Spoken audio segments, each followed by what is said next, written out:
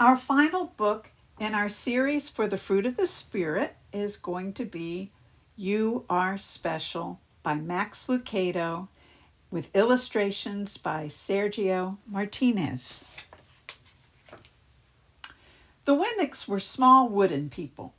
All of the wooden people were carved by a woodworker named Eli. His workshop sat on a hill overlooking their village. Now, each Wemmick was different. Some had big noses, others had large eyes, some were tall, and others were short. Some wore hats, others wore coats. But all were made by the same carver, and all lived in the village. And all day, every day, the Wemmicks did the same thing. They gave each other stickers. Each Wemmick had a box of Golden Star stickers and a box of gray dot stickers. Up and down the streets all over the city, people spent their days sticking stars or dots on one another. The pretty ones, those with smooth wood and fine paint, always got stars. But if the wood was rough or the paint chipped, the Wemmicks gave dots. The talented ones got stars too. Some could lift big sticks high above their heads or jump over tall boxes. Still others knew big words or could sing pretty songs. Everyone gave them stars. Some Wemmicks had stars all over them. Every time they got a star, it made them feel so good. It made them want to do something else and get another star. Others, though, could do little, and they got dots. Punchinello was one of those. He tried to jump high like the others, but he always fell. And when he fell, the others would gather around and give him dots. Sometimes when he fell, his wood got scratched, so the people would give him more dots. Then, when he would try to explain why he fell, he would say something silly, and the Wemmicks would give him more dots. After a while, he had so many dots that he didn't want to go outside. He was afraid if he would do something dumb, such as forget his hat or step in the water, and then people would give him another dot. In fact, he had so many gray dots that some people would come up and give him one for no reason at all. He deserves lots of dots, the wooden people would agree with one another. He's not a good wooden person. After a while, Punchinello believed them. I'm not a good Wemmick, he would say. And the few times he went outside, he hung around with other Wemmicks who had a lot of dots. He felt better around them. One day, he met a Wemmick who was unlike any he'd ever met.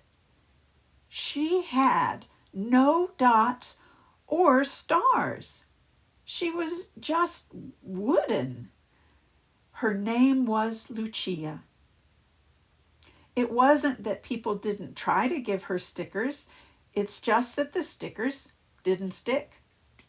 Some of the Wemmicks admired Lucia for having no dots, so they would run up and give her a star, but it would fall off. Others would look down on her for having no stars, so they would give her a dot. But it wouldn't stick either. That's the way I want to be, thought Punchinello. I don't want anyone's marks. So he asked the stickerless Wemmick how she did it. It's easy, Lucia replied. Every day I go see Eli. Eli? Yes, Eli, the wood carver. I sit in the workshop with him. Why? Why don't you find out for yourself? Go up the hill, he's there. And with that, the Wemmick, who had no stickers, turned and skipped away. But will he want to see me? Punchinello cried out. Lucia didn't hear, so Punchinello went home. He sat near a window and watched the wooden people as they scurried around giving each other stars and dots. It's not right, he murmured to himself, and he decided to go see Eli. He walked up the narrow path to the top of the hill and stepped into the big shop. His wooden eyes widened at the size of everything. The stool was as tall as he was. He had to stretch on his tiptoes to see the top of the workbench. A hammer was as long as his arm. Punchinello swallowed hard. I'm not staying here, and he turned to leave. Then he heard his name. Punchinello? The voice was deep and strong. Punchinello stopped.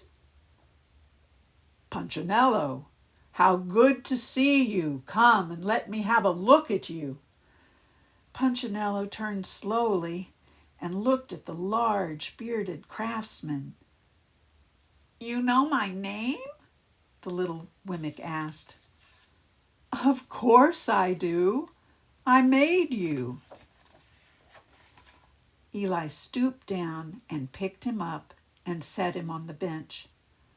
The maker spoke thoughtfully as he looked at the gray dots. Looks like you've been given some bad marks. I didn't mean to, Eli. I really tried hard. Oh, you don't have to defend yourself to me, child. I don't care what the other Wemmicks think. You don't? No, and you shouldn't either. Who are they to give stars or dots? They're Wemmicks, just like you. What they think doesn't matter, Punchinello. All that matters is what I think, and I think you are pretty special. Punchinello laughed. Me? Special? Why? I can't walk fast. I can't jump. My paint is peeling. Why do I matter to you? Eli looked at Punchinello, put his hands on those small wooden shoulders, and spoke very slowly. Because you are mine. That's why you matter to me. Punchinello had never had anyone look at him like this, much less his maker. He didn't know what to say. Every day I've been hoping you'd come, Eli explained. I came because I met someone who had no marks, said Punchinello. I know. She told me about you. Why don't the stickers stay on her? The maker spoke softly. Because she has decided that what I think is more important than what they think. The stickers only stick if you let them. What? The stickers only stick if they matter to you. The more you trust my love, the less you care about their stickers. I'm not sure I understand. Eli smiled. You will, but it will take time. You've got a lot of marks. For now, just come to see me every day and let me remind you how much I care. Eli lifted Punchinello off the bench and set him on the ground. Remember, Eli said as the Wemmick walked out the door, you are special because I made you, and I don't make mistakes. Punchinello didn't stop, but in his heart he thought, I think he really means it. And when he did, a dot fell to the ground. The end.